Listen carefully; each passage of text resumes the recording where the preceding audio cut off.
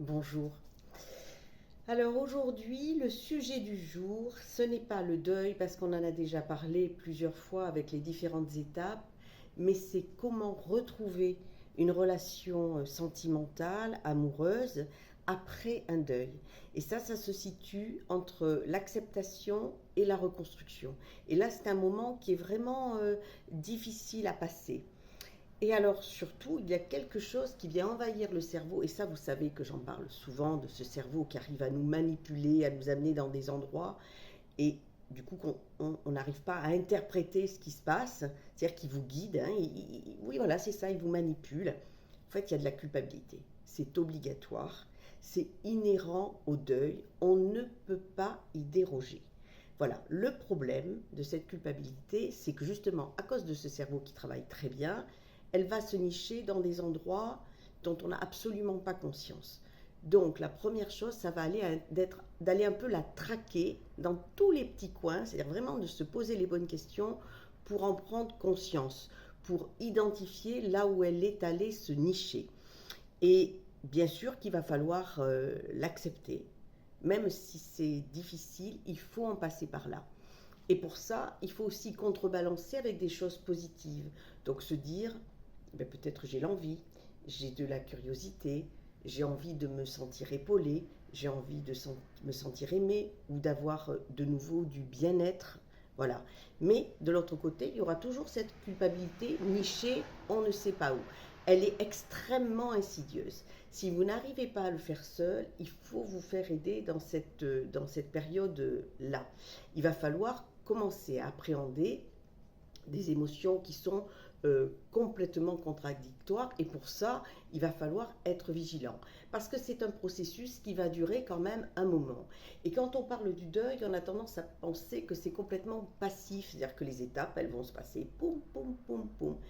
Non, en fait c'est complètement actif, c'est-à-dire qu'à un moment il faut le décider, il faut le vouloir et il faut se jeter à l'eau. Voilà, donc il faut se méfier de la culpabilité morbide. C'est plus méchante celle-là, c'est-à-dire j'aurais pu changer quelque chose. Et non, on n'est pas, on n'a aucune prise sur la vie de l'autre. Donc le et si, ça c'est une voie sans issue, on arrête. Les conseils des amis, tu crois pas que c'est un peu tôt? Tu crois que tu es prête? Oh, ça fait pas si longtemps que ça, ils ne sont pas à votre place. Là aussi, voie sans issue, on laisse tomber. Bien sûr qu'il y aura une question de loyauté, bien sûr qu'on aura presque l'impression de tromper l'autre sans en avoir conscience. Rappelez-vous qu'elle est toujours très très insidieuse, cette culpabilité. Mais, il y a une autre voie sans issue aussi possible, c'est imaginer ce que l'autre aurait fait à votre place. Alors si l'autre, vous pensez qu'il aurait foncé, allez-y. Si ça peut vous aider, vous alléger. Si vous pensez au fond, et là aussi le cerveau va vous aider à créer des choses fausses, c'est-à-dire à dire non mais finalement l'autre, il serait resté tranquille, il n'aurait rien fait, ça va vous amener dans une voie sans issue, ça va complètement vous bloquer. Donc à vous de vous rendre compte que là où votre cerveau veut vous amener, et si réellement c'est bien vrai ça. Voilà, donc là aussi, il peut y avoir une voie sans issue.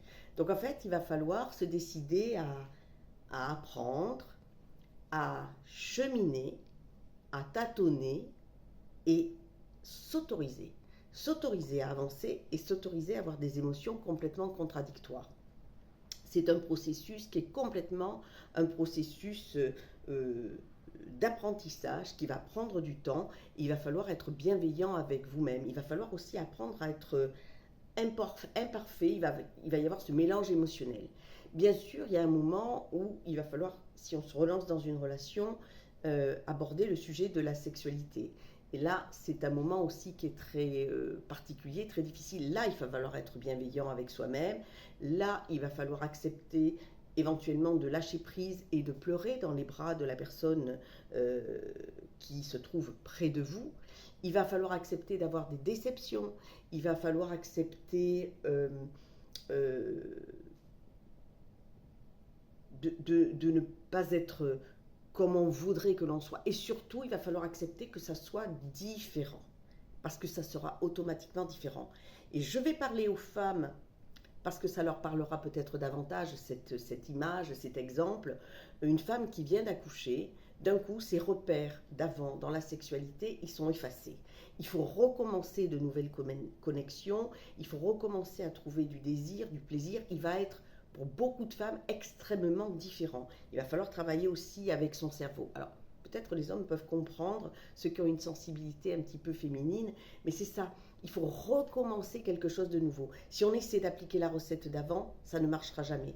D'abord parce qu'on a subi un traumatisme, ensuite parce que la personne qui est dans vos bras, eh bien effectivement, elle est différente de la personne d'avant, et que du coup, il faut prendre son temps et accepter effectivement d'avancer, euh, de réapprendre, et petit à petit, du désir, du plaisir vont revenir.